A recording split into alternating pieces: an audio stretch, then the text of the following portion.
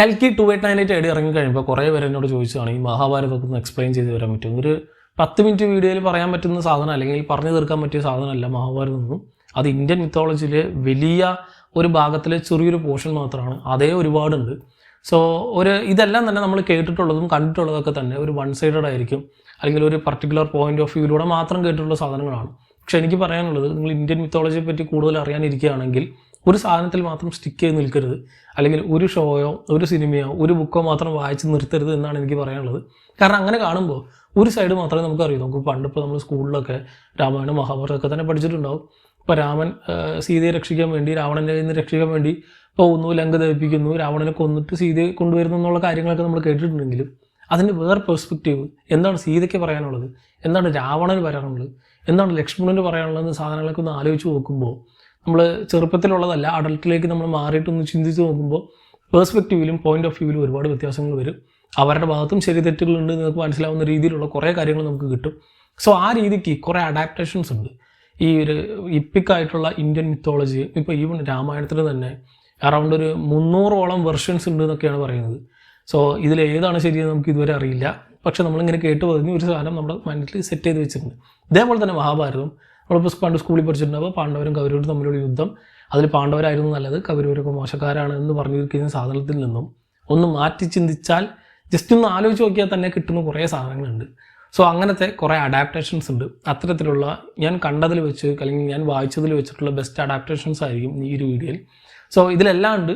ഒട്ടുമിക്ക നിങ്ങൾക്ക് പെട്ടെന്ന് ഇന്ത്യൻ മിത്തോളജി കവർ ചെയ്യാൻ പറ്റുന്ന അല്ലെങ്കിൽ കവർ അപ്പ് ചെയ്യാൻ പറ്റുന്ന എല്ലാ സാധനങ്ങളുണ്ട്. ആൻഡ് ഇതിലെല്ലാം തന്നെ ഒരു 2000 ശേഷം പുറത്തിറങ്ങിയിട്ടുള്ള വർക്കുകൾ മാത്രമേ ഉള്ളൂ കൂടുതലും. കാരണം 2000 മുമ്പ് ഇപ്പോൾ പഴയ കുറേ നല്ല സിനിമകളുണ്ടായിരുന്നു. നമ്മളിപ്പോൾ കേബിളൊക്കെ വരുന്നതിന് മുമ്പ് പഴയ ഡിഷും ആൻറ്റിനൊക്കെ വെച്ചിട്ട് നമ്മൾ TV കാണുമ്പോൾ DD നാഷണൽ മാത്രമല്ല, അല്ലെങ്കിൽ മഹാഭാരതം മാത്രമല്ല, അല്ലാണ്ടും നമ്മുടെ മലയാളത്തിലും തമിഴിലും തെലുങ്കിലും ഹിന്ദിയിലൊക്കെ തന്നെ ഒരുപാട് പുരാണ കഥകൾ ഇറക്കും. അതൊക്കെ തന്നെ ഇന്ത്യൻ മിത്തോളജി ബേസ് ചെയ്തിട്ടുണ്ടായിരുന്നു. പക്ഷെ അതൊക്കെ തന്നെ ഒരു വൺ സൈഡഡ് ആണ്, ഒരു പോയിന്റ് ഓഫ് വ്യൂയിലൂടെ മാത്രമേ ഉള്ളൂ എന്ന് മാത്രമാണ് അതിൻ്റെ പ്രശ്നം. കുറച്ചും കൂടി റിലീജിയസ് ആയിരിക്കും. പക്ഷെ അങ്ങനെ റിലീജിയസ് ആവാതെ കുറച്ചും കൂടി ഹ്യൂമൻ നേച്ചർ കൊടുത്ത്, അല്ലെങ്കിൽ ഇവർ ദൈവങ്ങളാണെന്ന് നമ്മൾ പറയുന്ന ആൾക്കാരൊക്കെ മനുഷ്യന്മാരായിരുന്നെങ്കിൽ എന്ന രീതിയിലാണ് ഞാനിത് വായിച്ചിട്ടുള്ളതും കേട്ടിട്ടുള്ളതും കണ്ടിട്ടുള്ളതൊക്കെ തന്നെ. സോ അതുകൊണ്ട് ആ രീതിക്കുള്ള സാധനങ്ങൾ മാത്രമായിരിക്കും ഞാനിവിടെ പറയുന്നുണ്ടാവുക. ആൻഡ് നമ്മളിത് അഡാപ്റ്റ് ചെയ്യണമെന്നില്ല എന്നുള്ളൂ. നമുക്കിപ്പോൾ ഈ വലിയ ബിഗ് ബഡ്ജറ്റായിട്ട് പുറത്തിറങ്ങിയ ആദിപുരുഷൻ്റെ ഒക്കെ അവസ്ഥ നമ്മൾ കണ്ടു. സോ 2000 ശേഷം ഇപ്പോഴുള്ള പുതിയ കിഡ്സിനൊന്നും ഇങ്ങനത്തെ ഒരു കാര്യം തന്നെ ഓർമ്മിക്കാനില്ല. ആൻഡ് കാരണം ഈ പറയുന്ന കൽക്കി പോലത്തെ വലിയ വലിയ സിനിമകൾ ഇറങ്ങുമ്പോഴാണ് നമ്മളൊന്ന് പുറകോട്ടൊന്ന് ചിന്തിച്ച് നോക്കുന്നത്. അപ്പോഴാണ് നമ്മുടെ കയ്യിൽ ഇത്രയും മികച്ച സാധനങ്ങളുണ്ടെന്നൊക്കെ നമ്മൾ അറിയുന്നത്. പുറത്ത് ഗെയിം ഓഫ് ത്രോൺസ് കണ്ട് നമ്മളാണ് നമ്മുടെ കയ്യിൽ മഹാഭാരതം പോലൊരു എപ്പിക് ഉണ്ട്. ഇതിൻ്റെ ഒന്നും മുമ്പിൽ അതൊന്നും ഒന്നുമല്ല എന്ന് നമുക്കറിയാം. ആൻഡ് ഇവരൊക്കെ തന്നെ അഡാപ്റ്റ് ചെയ്യുന്നത് നമ്മുടെ കണ്ടിട്ടാണ്, നമ്മളാണ് എതിർക്കില്ല. ഈവൻ വലിയ ഗ്രാൻഡ് സ്കെയിലിൽ പുറത്തിറങ്ങുന്ന അവതാര ചിത്രങ്ങളടക്കം ഇന്ത്യൻ മിത്തോളജിയും ഇന്ത്യൻ ഐഡിയോളജീസിനൊക്കെ ബേസ് ചെയ്താണ്. ഇതുകൂടാതെ മാർവൽ ചിത്രമായ ഡോക്ടർ സ്ട്രേഞ്ചോ അല്ലെങ്കിൽ മെട്രിക്സ് ട്രയോളജിയോ ഇതുപോലെ ഒരുപാട് ഹോളിവുഡ് സിനിമകൾ നമ്മുടെ ഇന്ത്യൻ മിത്തോളജി അഡാപ്റ്റ് ചെയ്ത് അതിലൊരു പർട്ടിക്കുലർ പോർഷൻ ഇതിലേക്ക് അടുത്ത് ചെയ്യുന്നുണ്ട്. അങ്ങനെ കുറേ സിനിമകളിലും ബാക്കിയുള്ള ലിറ്ററേച്ചേഴ്സിലൊക്കെ തന്നെ ഇതുപോലത്തെ ഇന്ത്യൻ മിത്തോളജിയുടെ അപ്ലിക്കേഷൻ നമുക്ക് കാണാൻ സാധിക്കും. ഈവൻ ജപ്പാനീസ് മാംഗയിലടക്കം നമുക്കത് കാണാം. ആൻഡ് നമ്മളിവിടെ ഇത് അഡാപ്റ്റ് ചെയ്യുന്നില്ല, പ്രോപ്പർലി യൂസ് ചെയ്യുന്നില്ല എന്ന് മാത്രമേ ഉള്ളൂ. പുതിയ മോഡേൺ ആയിട്ടുള്ള അഡാപ്റ്റേഷൻസ് എന്ന രീതിയിൽ ഇപ്പോൾ പുറത്തൊക്കെ ഗ്രീക്ക് മിത്തോളജി അല്ലെങ്കിൽ ഈജിപ്ഷ്യൻ മിത്തോളജിയെ ബേസ് ചെയ്ത് ഒരുപാട് കണ്ടന്റ്സ് ഓൾറെഡി പുറത്തിറങ്ങി കഴിഞ്ഞിട്ടുണ്ട്. പ്രത്യേകിച്ച് ഇപ്പോൾ ഹെർക്കുലിസ് ചിത്രങ്ങൾ, മമ്മി ചിത്രങ്ങൾ, the north man, green light, Percy Jackson movies, clash of the Titans, Troy, exodus തുടങ്ങിയ സിനിമകളൊക്കെ തന്നെ ഈ പറയുന്ന ഗ്രീക്ക് മിത്തോളജി, ഈജിപ്ഷ്യൻ മിത്തോളജിയൊക്കെ ബേസ് ചെയ്ത് പുറത്തിറങ്ങിയിട്ടുള്ള മികച്ച ചിത്രങ്ങളാണെന്ന് പറയാം. ഇതേപോലെ തന്നെ ഇന്ത്യൻ മിത്തോളജിയെ ബേസ് ചെയ്ത് മോഡേൺ ആയിട്ടുള്ള കുറേ അഡാപ്റ്റേഷൻസ് ഇനി വരാൻ സാധ്യതയുണ്ട്. അതിനുള്ള പുതിയ വലിയ തുടക്കം തന്നെയാണ് കൽക്കി 2898 ഒക്കെ. സോ അഡാപ്റ്റേഷൻസിൽ ഈ പറയുന്ന യുഗങ്ങളുണ്ട്, അല്ലെങ്കിൽ ഇന്ത്യൻ മിത്തോളജി മുഴുവനായിട്ട് പറയാനാണെങ്കിൽ ഒരുപാടുണ്ട്. അതിൻ്റെ ചെറിയൊരു പോർഷൻ മാത്രമേ ഞാനിവിടെ പറയുന്നുള്ളൂ. എനിക്കും അത്ര അറിയുള്ളൂ, ഞാനും ബാക്കിയൊക്കെ പഠിച്ചു വരുന്നേ ഉള്ളൂ. സോ ഞാൻ വായിച്ചിട്ടുള്ള എൻ്റെ എക്സ്പീരിയൻസിലുള്ള കുറച്ച് ബുക്കുകളും ആനിമീസും TV ഷോസ് ആൻഡ് മൂവീസ് ഇതൊക്കെ തന്നെയായിരിക്കും ബേസ്ഡ് ഓൺ ഇന്ത്യൻ മിത്തോളജി. അതിലെ one of the best and finest എന്ന് എനിക്ക് തോന്നിയ സാധനങ്ങൾ മാത്രമായിരിക്കും ഞാനിവിടെ പറയുന്നുണ്ടാവുക. കാരണം അതല്ലാതെയും കുറേ ഉണ്ട്. എന്തുകൊണ്ട് ഇത് പറഞ്ഞില്ല എന്നൊക്കെ തോന്നും.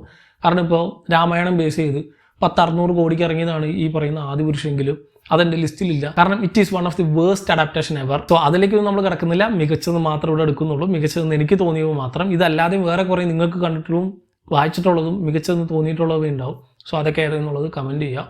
സോ നമുക്ക് ഈ ഒരു ഇന്ത്യൻ മിത്തോളജി മുഴുവനായിട്ട് കുറേ യുഗാസായിട്ടും അല്ലെങ്കിൽ കുറേ ടൈം ലൈനായിട്ടും തിരിച്ചിട്ടുണ്ട്.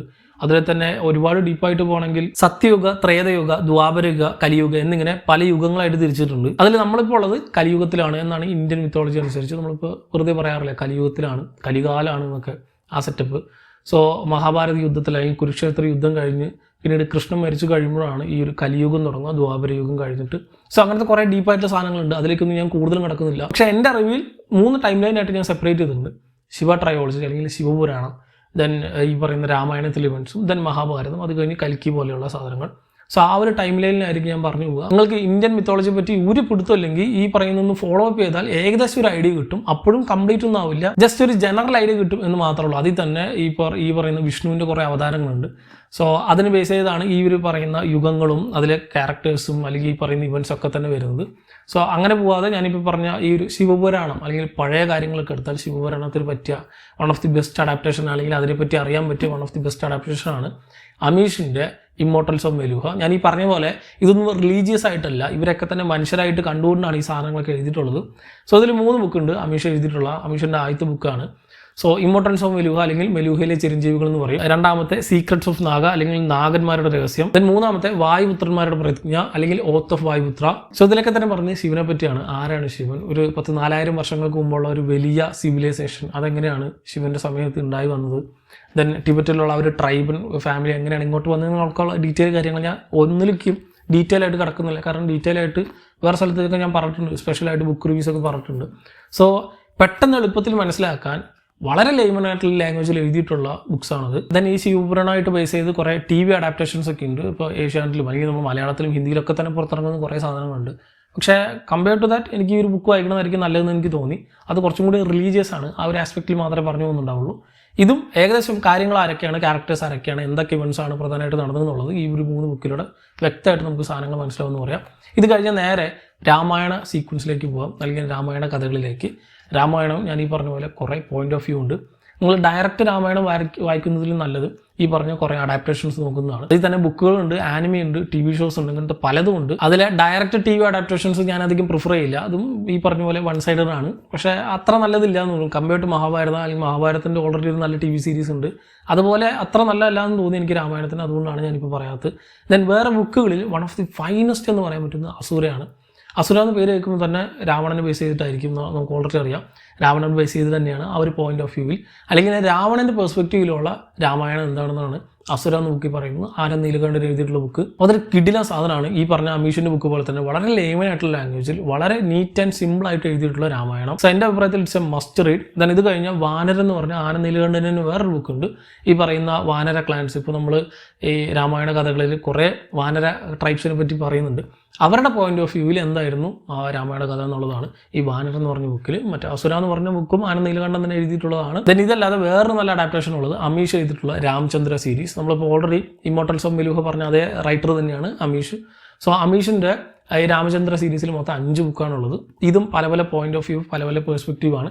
ഒരു ഉദാഹരണം, ഇപ്പോൾ സീതയുടെ പെർസ്പെക്റ്റീവിൽ ഒരു ബുക്കുണ്ട്, രാവണൻ്റെ പെർസ്പെക്റ്റീവിൽ ഒരു ബുക്കുണ്ട്, രാമൻ്റെ പെർസ്പെക്റ്റീവിൽ ഒരു ബുക്കുണ്ട്. ഇങ്ങനെ 3 ബുക്ക് അല്ലെങ്കിൽ 3 ട്രയോളജി ബുക്കുകൾ കഴിഞ്ഞിട്ട് ഡയറക്റ്റായിട്ട് യുദ്ധത്തിലേക്ക് കിടക്കും. അല്ലെങ്കിൽ ആ രാമായണ നമ്മുടെ ലങ്കയിലുള്ള യുദ്ധം. സോ ആ ഒരു യുദ്ധത്തിനെ ബേസ് ചെയ്ത് 2 ബുക്കുണ്ട്. അതിലിപ്പോൾ ഒന്നാണുള്ളത്, ഒന്നും കൂടി ഇറങ്ങാനുണ്ട്. സോ ഇങ്ങനെയാണ് ഈ ഒരു കഥ കിടക്കുന്നത്. സോ എല്ലാ പെർസ്പെക്റ്റീവും നമുക്ക് കിട്ടും, ആരുടെയൊക്കെ വശങ്ങൾ എന്തൊക്കെയാണ് അവർക്ക് പറയാനുള്ളത്. ഇതിൽ തന്നെ രാവണൻ്റെ ബുക്കൊക്കെ കിടിലാണ്. പക്ഷേ എനിക്ക് കുറച്ചും കൂടി അസുരയാണ് കുറച്ചും കൂടി ഈ ഒരു പാറ്റേണിൽ അടിപൊളിയായിട്ട് എനിക്ക് തോന്നിയത്. ഇത് കൂടാതെ ദേവദത്ത് പട്നായിക് എഴുതിയിട്ടുള്ള സീത എന്ന് പറഞ്ഞൊരു ബുക്കുണ്ട്, അതും അടിപൊളിയാണ്. ദെൻ മൂവീസ് മാറ്റി നിർത്താൽ വേറെ നല്ലൊരു അഡാപ്റ്റേഷൻ ഉണ്ട്, ഒരു ആനിമി അഡാപ്റ്റേഷൻ. കിഡിലെ സാധനമാണ് രാമായണ പ്രിൻസ് അല്ലെങ്കിൽ legend of the prince Raman, അങ്ങനെ എന്താണ് ഒരു പേര്. അടിപൊളിയാണ്. ഇത് പഴയതാണ്, കുറേ പഴയത്, പക്ഷേ അടിപൊളി സാധനമാണ്, കിഡിലിൻ ആനിമയാണ്. ദെൻ വേറെ കുറേ മൂവി അഡാപ്റ്റേഷൻസ് ഉണ്ട്, ഡയറക്റ്റ് അല്ല, അതിന് ബേസ് ചെയ്തിട്ടുള്ള വേറെ കുറേ. അതിൽ even one of the finest എന്ന് എനിക്ക് തോന്നിയിട്ടുള്ളത് നമ്മുടെ മണിരത്നത്തിൻ്റെ രാമായണമാണ് അല്ലെങ്കിൽ രാവണനാണ്. സോ രാവണനിലും ഇതേപോലെ രാവണൻ്റെ പെർസ്പെക്റ്റീവിലുള്ള ഒരു രാമായണം എന്തായിരിക്കും എന്നതിൻ്റെ മോഡേൺ റീറ്റെയിലിംഗ് അല്ലെങ്കിൽ മോഡേൺ അഡാപ്റ്റേഷൻ എന്ന് പറയാം. ഇതേപോലെ തന്നെയാണ് റീസെൻ്റ്ലി പുറത്തിറങ്ങിയ പാരഡൈസ് എന്ന മൂവി. അതും ഇതുപോലത്തെയുള്ള ആ ഒരു പോയിന്റ് ഓഫ് വ്യൂവിലും ആ ഒരു രാമായണത്തിൻ്റെ സ്കോപ്പിൽ നിന്നുകൊണ്ട് കഥ പറയുന്നൊരു ചിത്രമാണ്. ദെൻ ഡിസ്നി പ്ലസ് ഹോട്ട്സ്റ്റാറിലൂടെ പുറത്തിറങ്ങുന്ന ദി ലെജൻഡ് ഓഫ് ഹനുമാൻ എന്ന് പറഞ്ഞൊരു ആനിമേറ്റഡ് സീരീസ് ഉണ്ട്. ആനിമേറ്റഡ് ആണെന്ന് പറഞ്ഞ് മാറ്റി വയ്ക്കേണ്ട, ഇതേപോലെയുള്ള നല്ല അഡാപ്റ്റേഷനാണ്. അത് ഹനുമാൻ്റെ പെർസ്പെക്റ്റീവിലുള്ള കാര്യങ്ങളാണ് കൂടുതൽ അതിൽ കാണിക്കുന്നത്. അതും വളരെ ഫൈനസ്റ്റ് ആയിട്ടുള്ള ഒരു അഡാപ്റ്റേഷൻ ആണെന്ന് പറയാം. ഇതിന് 2025 അല്ലെങ്കിൽ അടുത്ത വർഷം ഒരു രാമായണ ബേസ്ഡ് ഒരു മൂവി കൂടി പുറത്തിറങ്ങാനിരിക്കുന്നുണ്ട്. അതൊരു ആദിപുരുഷ് പോലത്തെ സിനിമ ആയിരിക്കില്ല എന്ന് പ്രതീക്ഷിക്കാം. നിതീഷ് തിവാരി സംവിധാനം ചെയ്യുന്ന സിനിമയാണ്. അതിൽ രൺബീർ കപൂർ, സായ് പല്ലവി, യാഷ് എന്നിവരൊക്കെ പ്രധാന വേഷത്തിലെത്തുന്നുണ്ട്. അത് അടുത്ത വർഷമാണ് പുറത്തിറങ്ങുന്നത്. സോ അത് ആദിപുരുഷ് പോലെ ഒരു കൂറ സാധനം ആയിരിക്കില്ല എന്ന് വിചാരിക്കാം. സോ ഇത്രയൊക്കെ തന്നെയാണ് രാമായണത്തിലെ one of the finest work എന്ന് പറയാം. സോ ഇതിൽ ഏതെങ്കിലും ഒന്നല്ല, ഇതേപോലെ പലതും നോക്കിയാൽ പല പല പെർസ്പെക്റ്റീവ് കിട്ടും. ഇതേപോലെ തന്നെയാണ് ശിവപുരാണം, then ഇപ്പോൾ രാമായണം. ഇത് കഴിഞ്ഞ് മഹാഭാരതത്തിലേക്ക് പോയാൽ അവിടെയാണ് ഏറ്റവും കൂടുതൽ ബുക്സും അല്ലെങ്കിൽ എന്നെ സംബന്ധിച്ച് ഏറ്റവും കൂടുതൽ പോയിന്റ് ഓഫ് വ്യൂസ് ഉള്ളത് അവിടെയാണ്. ഇപ്പോൾ രാമായണത്തിലൊക്കെ വേണമെങ്കിൽ ഇപ്പോൾ രാമൻ്റെ പെർസ്പെക്റ്റീവ്, സീത, ദെൻ വാനരാസിൻ്റെ, ദെൻ രാവണൻ്റെ, ഈ 4 പേരുടെ പെർസ്പെക്റ്റീവ് ഒക്കെ മാത്രമേ ഉണ്ടാവുള്ളൂ. പക്ഷേ മഹാഭാരതത്തിൽ അങ്ങനെയല്ല. It has a ton of characters. അവരുടെ ഒക്കെ തന്നെ പല പല പെർസ്പെക്റ്റീവാണ്. അങ്ങനെ പല പല കുറേ കണ്ടൻസ് ഉണ്ട്. പക്ഷേ മൊത്തത്തിലൊരു ഔട്ട് കിട്ടാൻ 1988 പഴയൊരു സീരീസ് ഉണ്ട്, നിങ്ങളെല്ലാവരും കണ്ടിട്ടുണ്ടാവും. 90s കിഡ്സിൻ്റെ ഒക്കെ ഫേവറേറ്റ് സാധനങ്ങളൊന്നായിരിക്കും. കാരണം നമുക്ക് അന്ന് വേറൊന്നുമില്ല. അന്ന് നമ്മളത്തെ ഇങ്ങനത്തെ വലിയ വലിയ എപ്പിക് ഫാൻറ്റസി സാധനങ്ങളൊക്കെ കാണുന്ന നമ്മൾ അതിലായിരുന്നു. ദൂരദർശനിലൂടെ പുറത്തിറങ്ങിയ മഹാഭാരതം സീരീസ്. സോ അത് ഹെവി ആയിരുന്നു, അതിലൊരു രക്ഷയില്ല. അന്നത്തെ കാലത്ത് അതിൻ്റെ VFX, അതിലെ കാസ്റ്റ് എല്ലാം തന്നെ ഹെവി ആയിരുന്നു. ഇതിന് ഇത് കഴിഞ്ഞ് 2014 വേറൊരു അഡാപ്റ്റേഷൻ ഇറങ്ങിയിട്ടുണ്ടായിരുന്നു, അല്ലെങ്കിൽ വേറൊരു TV സീരീസ്. അതും പൊളി സാധനമാണ്, ഒരു രക്ഷയില്ല. എനിക്ക് ഭയങ്കര പേഴ്സണൽ ഫേവറേറ്റ് ആയിട്ടുള്ള സാധനമാണ്. അതിൻ്റെ ഒരു ടൈറ്റിൽ ഇൻട്രോ ഉണ്ട്, എപ്പോഴും മറക്കില്ല. ഹെവി എന്ന് പറഞ്ഞ ഒരു രക്ഷയില്ലാത്ത സാധനം. അതിലും ഇതുപോലെ നല്ല കാസ്റ്റിംഗ് ആയിരുന്നു, നല്ല കിടിലൻ ക്യാരക്ടേഴ്സാണ്. ഞാൻ ഇതുവരെ ഭീഷ്മയുടെ അല്ലെങ്കിൽ ഭീഷ്മ പിതാമഹൻ്റെ one of the finest casting ആണ് എനിക്ക് ആ ഒരു സീരീസിൽ എനിക്ക് പേഴ്സണലി തോന്നിയത്. എപ്പാർട്ട് ഫ്രം ബാക്കി എല്ലാ ക്യാരക്ടേഴ്സും, ബാക്കി എല്ലാവരും അടിപൊളിയാണ്, മോശം എന്നല്ല. പക്ഷേ അതിൽ ഭീഷ്മർ ഒരു രക്ഷയില്ല. ദെൻ ബാക്കിയുള്ള ഇതുപോലെ കുറേ ക്യാരക്ടേഴ്സും അതും വൺ സൈഡഡ് ആയിട്ട് എനിക്ക് തോന്നിയില്ല. അതിലും പല പെർസ്പെക്റ്റീവ് അവിടെ പറഞ്ഞു പോകുന്നുണ്ടായിരുന്നെങ്കിലും കുറച്ചും കൂടി ഒരു ചായവുണ്ട്, കുറച്ചും കൂടി ഒരു വൺ സൈഡഡ് ആണ് എന്ന് വേണമെങ്കിൽ നമുക്ക് ഒരു പരിധി വരെ പറയാം. പക്ഷേ സ്റ്റിൽ നിങ്ങൾക്ക് ബുക്ക് വായിക്കാനൊന്നും താല്പര്യമില്ല, എല്ലാം കാണാനാണ് ഇഷ്ടമെങ്കിൽ തീർച്ചയായിട്ടും പ്രിഫർ ചെയ്യാൻ പറ്റുന്ന ഒന്നാണ് 2014 മഹാഭാരതം എന്ന സീരീസ്. എല്ലാ ഭാഷയിലും ഉണ്ട്.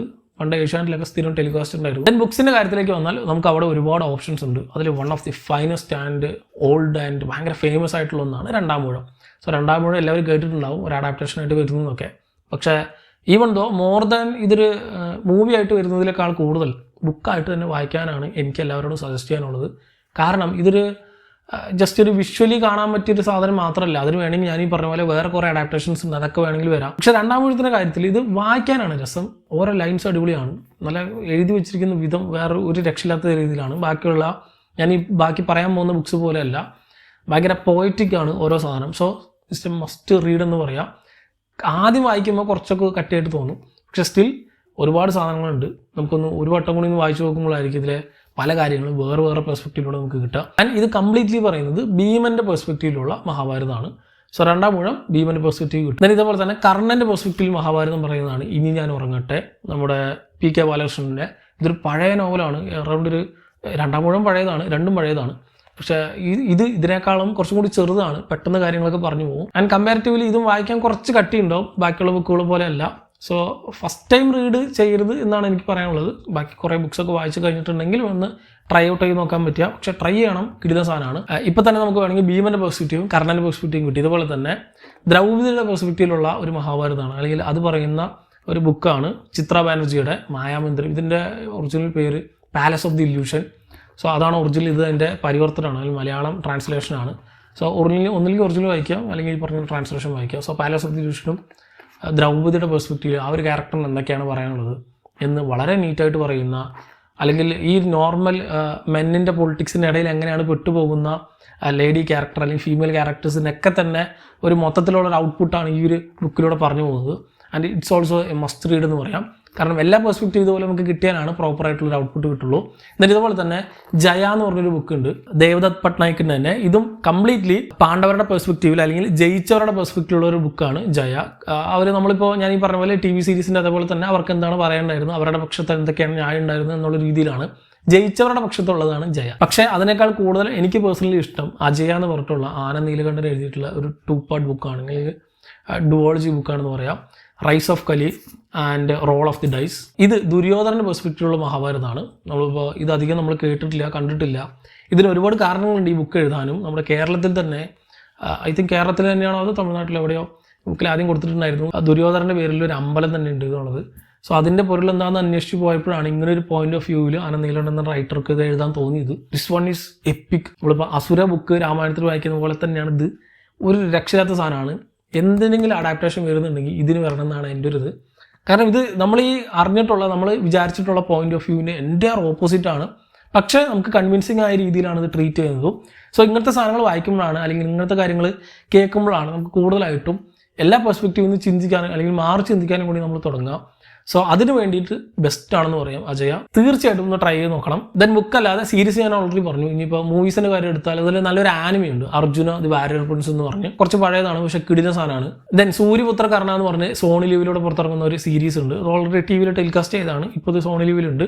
മലയാളമില്ലാന്ന് തോന്നുന്നു, തെലുങ്ക്, ഹിന്ദി ആൻഡ് തമിഴ് മൂന്നും ഉണ്ട്. തമിഴിലടക്കം കാണാൻ വേണമെങ്കിൽ ഒരു 300, 330 എപ്പിസോഡ്, 360 അങ്ങനെ എന്തൊക്കെ ഉണ്ട്. മഹാഭാരതം അതുപോലെ തന്നെ ആയിരുന്നു. അതേപോലെ തന്നെ ഡീറ്റെയിൽ ചെയ്ത് എലാബറേറ്റ് ചെയ്ത് പ്രത്യേകിച്ച് കർണന്റെ പോയിന്റ് ഓഫ് വ്യൂയിലൂടെ കഥ പറഞ്ഞു പോകുന്ന സീരീസാണ്. ആൻഡ് മഹാഭാരതത്തിൽ എല്ലാവർക്കും ഇഷ്ടമുള്ള ഒരു ക്യാരക്ടർ ആയിരിക്കും കർണൻ. സോ കർണന്റെ പെർസ്പെക്റ്റീവിലൂടെ കഥ പറഞ്ഞു പോകുന്ന ഒരു സീരീസാണ് സോണി ലിവിലുള്ളത്. ആൻഡ് അതിൻ്റെയൊക്കെ പ്രശ്നം ഈ പറഞ്ഞ 2014 മഹാഭാരതവും അല്ലെങ്കിൽ പഴയതും ഈ പറഞ്ഞ സൂര്യപുത്ര കർണൻ ഇങ്ങനത്തെ സീരീസുകളിലൊക്കെ തന്നെ പ്രശ്നം കുറച്ചും കൂടി ഇന്ത്യനൈസ്ഡ് ആണ്. നമ്മൾ സാധാരണ സീരിയലിൽ കാണാൻ പോലത്തുള്ള BGM കാര്യങ്ങളൊക്കെ ഇങ്ങനെ കുത്തിക്കറ്റി കുറച്ചൊന്ന് വലിപ്പിക്കുമെന്ന് മാത്രമേ ഉള്ളൂ. സ്റ്റിൽ നല്ല രീതിക്ക് കഥ പറഞ്ഞു പോകുന്ന സാധനങ്ങളാണെന്ന് പറയാം. ദെൻ ഇതല്ലാതെ 18 Days എന്ന് പറഞ്ഞൊരു സീരീസ് ഉണ്ട്, ഒരു ആനിമേറ്റഡ് സീരീസ്. ആനിമി എന്ന് വേണമെങ്കിൽ പറയാം. അത് യൂട്യൂബിൽ ഫ്രീ ആയിട്ട് കിടക്കുന്നുണ്ട്. അതൊരു മോഡേൺ റീടെല്ലിംഗ് ആണ്, മോഡേൺ അഡാപ്റ്റേഷൻ ആണ്. ഈ പറയുന്ന പഴയ ക്യാരക്ടേഴ്സ് പഴയ സാധനങ്ങൾ വെച്ചിട്ടാണെങ്കിലും കുറച്ചും കൂടി ഫ്യൂച്ചറിസ്റ്റിക് ആയിട്ടുള്ള വെപ്പണറിയും ബാക്കിയുള്ള കാര്യങ്ങളൊക്കെ യൂസ് ചെയ്ത് എങ്ങനെ ഇരിക്കും എന്ന് റീതിങ്ക് ചെയ്തിട്ടുള്ള സാധനമാണത്. സോ കഥ പഴയത് തന്നെയാണ്, പക്ഷേ വേറൊരു രീതിയിലുള്ള ട്രീറ്റ്മെൻ്റ് ആണ് 18 Days. അതും ഒരു നല്ല അഡാപ്റ്റേഷൻ ആയിട്ട് എനിക്ക് തോന്നി. ഫ്രീ ആയിട്ട് യൂട്യൂബിലുണ്ട്, ചെക്കൗട്ട് ചെയ്ത് നോക്കുക. ദെൻ രാമായണത്തിന് സിനിമ വരുന്നുണ്ട് എന്ന് പറഞ്ഞ പോലെ തന്നെ കഴിഞ്ഞ D23 എക്സ്പോയിൽ അല്ലെങ്കിൽ ഡിസ്നിയുടെ എക്സ്പോയിൽ മഹാഭാരതത്തിനെ ബേസ് ചെയ്തൊരു സീരീസ് നമ്മുടെ ഡിസ്നി പ്ലസ് ഹോട്ട്സ്റ്റാറോടെ പുറത്തിറങ്ങാനിരിക്കുന്നുണ്ടെന്നൊക്കെ പറഞ്ഞിട്ടുണ്ടായിരുന്നു. ഐ തിങ്ക് അത് 2025 26 എന്താണെന്ന് റിലീസ് പറഞ്ഞിട്ടുള്ളത്. അത് കുറച്ച് പ്രതീക്ഷയുള്ള സാധനമാണ്, പക്ഷേ വലിയ ബ്രഹ്മാണ്ഡം മാത്രം ഉണ്ടാക്കി വെച്ചിട്ട് കാര്യമില്ല. അതിനകത്ത് നല്ല കിടിലൻ ക്യാരക്ടേഴ്സ് വേണം, നല്ല സോൾഡ് ആയിട്ടുള്ള റൈറ്റിംഗ് വേണം. എന്നാൽ മാത്രമാണ് ഇങ്ങനത്തെ അഡാപ്റ്റേഷനൊക്കെ തന്നെ വില ഉണ്ടാവുള്ളൂ. സോ ഇതാണ് മഹാഭാരതത്തിൻ്റെ കാര്യം. ഇത്രയും അഡാപ്റ്റേഷൻസ് ഉണ്ട്, വേറെ കുറേ ഉണ്ട്. ഞാൻ എനിക്കറിയാവുന്നത് മാത്രമാണ് ഞാനിവിടെ പറഞ്ഞത്.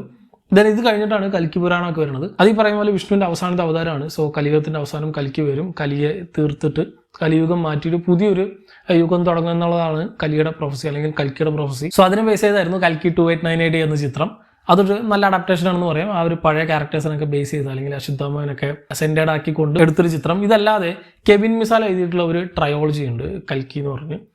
ധർമ്മയോധ കൽക്കി, ദെൻ സത്യയോധ കൽക്കി, ദെൻ മഹായോധ കൽക്കി. ഇത് ഒരു പീരീഡ് ബേസ് ആയിട്ട് എഴുതിയിട്ടുള്ള സാധനമാണ്. കെവിൻ മിസാൽ ഈ റൈറ്റർ ആളുടെ 14ാമത്തെ വയസ്സിലോ എന്തോ എഴുതി കംപ്ലീറ്റ് ചെയ്തിട്ടുള്ള ബുക്കാണ് ഈ പറയുന്ന കൽക്കി. നമ്മളൊക്കെ 14ാമത്തെ വയസ്സിൽ എന്ത് ചെയ്താളോ. സോ അതും നല്ലൊരു അഡാപ്റ്റേഷനാണ്, നല്ല ലൈമനായിട്ടുള്ള ലാംഗ്വേജാണ്, നല്ല എളുപ്പത്തിൽ നമുക്ക് വായിച്ചു തീർക്കാൻ പറ്റും. പക്ഷേ ഞാനീ പറഞ്ഞതൊക്കെ തന്നെ അഡാപ്റ്റേഷൻസ് ആണ്, ഒക്കെ ഒരു കൺസേഴ്സ് ആയിട്ട് ഇങ്ങനെയാണ് എന്ന് ഉറപ്പിക്കാൻ പറ്റില്ല. അവരുടെ ഒരു പെർസ്പെക്റ്റീവിലും അവരവരുടെ പോയിന്റ് ഓഫ് വ്യൂവിലും മാത്രമാണ് ഈ സാധനങ്ങളൊക്കെ എടുത്തിട്ടുള്ളത്. സോ ഇത്തരം കാര്യങ്ങൾ നോക്കുകയാണെങ്കിൽ ഒന്നും അറിയാത്തവർക്ക് ഏകദേശം ഒരു ഐഡിയ കിട്ടും ഇന്ത്യൻ മിത്തോളജിയെ പറ്റി. പക്ഷേ ഈ പറഞ്ഞതൊക്കെ തന്നെ ചെറിയൊരു ഡ്രോപ്പ് ഇൻ ആൻ ഓഷൻ എന്ന് പറഞ്ഞ പോലത്തെ സാധനമാണ്. ഒരുപാടുണ്ട് എന്ന് പറഞ്ഞാൽ ഒരുപാടുണ്ട്.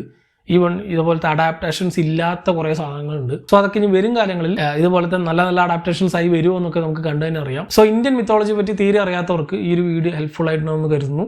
എനിക്കറിയാവുന്ന one of the finest best മാത്രമേ ഞാനിവിടെ പറഞ്ഞത്. സോ ഇതല്ലാതെ നിങ്ങൾക്കറിയാവുന്ന, നിങ്ങൾ വായിച്ചിട്ടുള്ള, നിങ്ങൾ കണ്ടിട്ടുള്ള ബുക്സും മൂവീസും TV ഷോസും ആനിമീസും ഒക്കെ തന്നെ ഉണ്ടെങ്കിൽ കമൻറ്റ് ചെയ്യുക. സോ മറ്റൊരു വീഡിയോയിലൂടെ വീണ്ടും കാണാം. നന്ദി.